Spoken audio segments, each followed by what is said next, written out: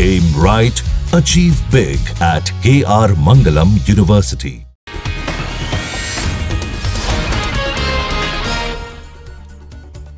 Brazil के Rio de Janeiro में 17वें BRICS summit की औपचारिक शुरुआत। प्रधानमंत्री मोदी समेत ब्रिक्स फैमिली के नेताओं ने फोटो खिंचवाई। इस बार ब्रिक्स समिट में चीन के राष्ट्रपति शी जिनपिंग और रूस के राष्ट्रपति पुतिन ने हिस्सा नहीं लिया। 2012 से लगातार शी जिनपिंग ब्रिक्स में शामिल हो रहे थे।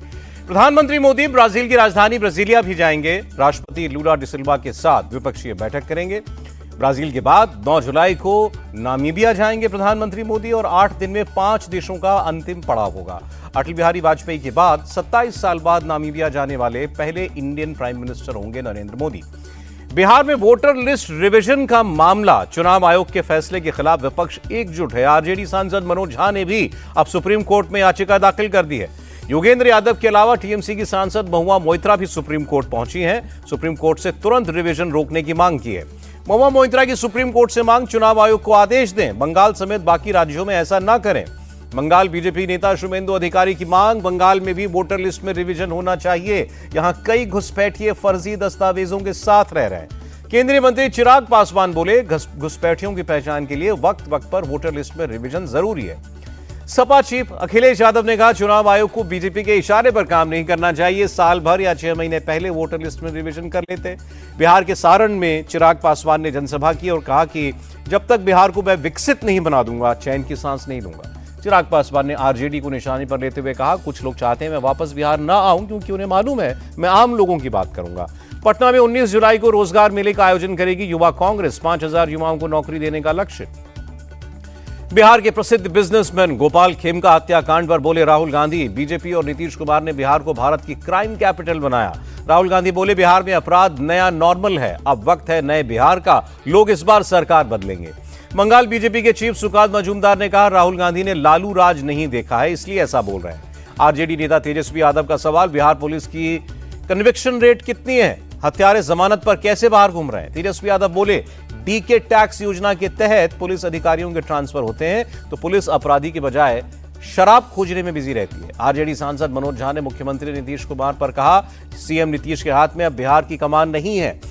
चिराग पासवान बोले, बिहार में अपराध बढ़ना चिंता की बात है, कड़ी कार्रवाई करके उदाहरण पेश करना होगा। गोपाल खेमका हत्याकांड में आरा और फतुहा में छापेमारी, अज्ञात लोगों के खिलाफ एफआईआर, शूटर की आखिरी लोकेशन हाजीपुर में मिली।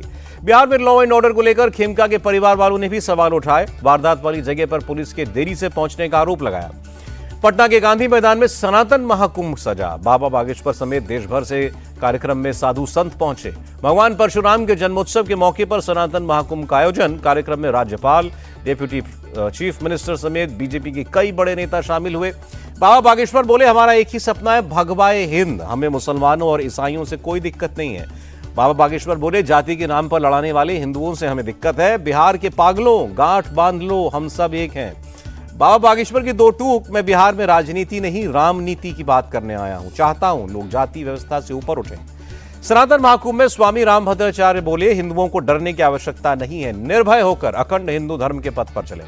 स्वामी रामभद्राचार्य ने कहा, अयोध्या में जिस प्रकार राम मंदिर बना उसी तरह बिहार में सीतामढ़ी में सीता का मंदिर बनेगा।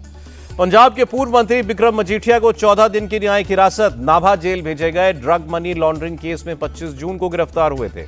अकाली दल के नेता दलजीत चीमा ने सरकार पर बदले की राजनीति का आरोप लगाया। कहा, झूठ और दुष्प्रचार करके अकाली दल को बदनाम करना चाहती है पंजाब सरकार। महाराष्ट्र बीजेपी के नेता आशीष शेलार ने कहा, उद्धव और राज ठाकरे चुनाव साथ लड़ेंगे या नहीं ये उनका फैसला है। आशीष शेलार बोले, पहलगाम में आतंकवादियों ने धर्म पूछकर गोली मारी थी, एमएनएस वाले भाषा के आधार पर हिंदुओं को पीट रहे हैं। आशीष शेलार के बयान पर बोले एमएनएस नेता बालानंद गांवकर, बीएमसी चुनाव की वजह मराठी और गैर मराठी मुद्दे को हिंदू धर्म से जोड़ रहे हैं। बालानंद गांवकर की सफाई, एमएनएस हिंदी और गैर मराठियों के खिलाफ नहीं है। मराठी भाषा हमारे लिए मां समान है और अब इसका अपमान नहीं होने देंगे। मराठी भाषा विवाद पर बोले छत्तीसगढ़ के डिप्टी सीएम विजय शर्मा, भाषा को लेकर विवाद और हिंसा नहीं होनी चाहिए। राज ठाकरे की भाषा पर केंद्रीय मंत्री रामदास आठवले ने कहा, भाषा के नाम पर थप्पड़ मारने वाली बात बंद होनी चाहिए क्योंकि हिंदुओं पर हमले हो रहे हैं। रामदास आठवले का उद्धव ठाकरे से सवाल, बाला साहब ठाकरे ने हिंदुओं के लिए बहुत कुछ किया, आप क्या कर रहे हैं। रायपुर में कल कांग्रेस की किसान जवान संविधान सभा। सचिन पायलट बोले, छत्तीसगढ़ में कानून व्यवस्था की हालत खराब है। सचिन पायलट ने कहा, 1.5 साल से बीजेपी की सरकार है लेकिन कोई काम नहीं हुआ। बीजेपी में घमासान से जनता परेशान है। कर्नाटक के मुख्यमंत्री के आर्थिक सलाहकार के बयान पर विवाद, केंद्रीय मंत्री प्रहलाद जोशी बोले सिर्फ भ्रष्टाचार हो रहा है। कांग्रेस नेता सलमान खुर्शीद ने कहा यूपी में सपा और कांग्रेस का गठबंधन बरकरार है, पिछली कामयाबी को ध्यान में रखकर ही आलाकमान ने फैसला किया। गुजरात के आणंद में गृहमंत्री अमित शाह ने राष्ट्रीय डेयरी विकास बोर्ड और भारतीय राष्ट्रीय सहकारी डेयरी संघ लिमिटेड का उद्घाटन किया। संसद भवन के सेंट्रल हॉल में श्याम प्रसाद मुखर्जी और उनकी जयंती पर दी गई श्रद्धांजलि, लोकसभा अध्यक्ष समेत कई नेताओं ने श्रद्धांजलि दी। गृहमंत्री बोले श्याम प्रसाद मुखर्जी के बिना कश्मीर कभी भारत का अभिन्न अंग न होता, उन्होंने कश्मीर के लिए खुद का बलिदान किया। लखनऊ में सीएम योगी ने श्याम प्रसाद मुखर्जी को पुष्पांजलि अर्पित की और बोले उनका पूरा जीवन भारत की एकता और अखंडता के लिए था। कल से 9 जुलाई तक दिल्ली में आयोजित होगा कंट्रोलर कॉन्फ्रेंस 2025, राजनाथ सिंह उद्घाटन करेंगे, सीडीएस और तीनों सेनाओं के चीफ भी होंगे शामिल। केंद्रीय मंत्री शिवराज सिंह चौहान ने भोपाल से गंज बसौदा तक जनरल कोच में यात्रा की, पैसेंजर से बात करके उनकी समस्याएं जानी। शिवराज सिंह बोले सभी जनप्रतिनिधियों को आम नागरिक की तरह होना चाहिए। तेलंगाना के संगारेड्डी में एक फैक्ट्री में ब्लास्ट का मामला, मृतकों की संख्या बढ़कर 41 हुई। पूर्व चीफ जस्टिस डीवाई चंद्रचूड़ पर सुप्रीम कोर्ट की सख्ती, सरकार को तुरंत बंगला खाली करने का फरमान दिया।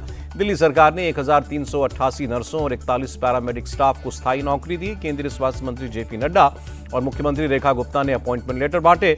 जेपी नड्डा और रेखा गुप्ता ने रजिस्ट्रेशन वैन को हरी झंडी दिखाकर रवाना किया। घर घर जाकर आयुष्मान योजना के तहत लोगों को जोड़ा जाएगा। जेपी नड्डा ने केजरीवाल सरकार पर भी निशाना लगाया, कहा पिछली सरकार ने स्वास्थ्य क्षेत्र में अनदेखी की। रेखा गुप्ता ने भी कहा आम आदमी पार्टी ने मोहल्ला क्लिनिक के नाम पर सिर्फ भ्रष्टाचार किया। यूपी के मुख्यमंत्री योगी ने सांसदों और विधायकों के साथ वीडियो कॉन्फ्रेंसिंग के जरिए मीटिंग की।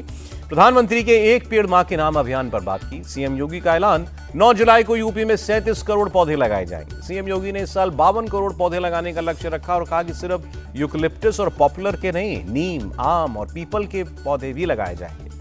सीएम योगी की जनता से अपील, धरती मां की रक्षा करना हम सबकी जिम्मेदारी है, वन क्षेत्र बढ़ाना हम सबका लक्ष्य है। यूपी सरकार को अखिलेश यादव की सलाह, वो अपने यहाँ के मेडिकल कॉलेज और अस्पताल की चिंता करें, मानक के हिसाब से प्रोफेसर और मेडिकल स्टाफ नहीं है।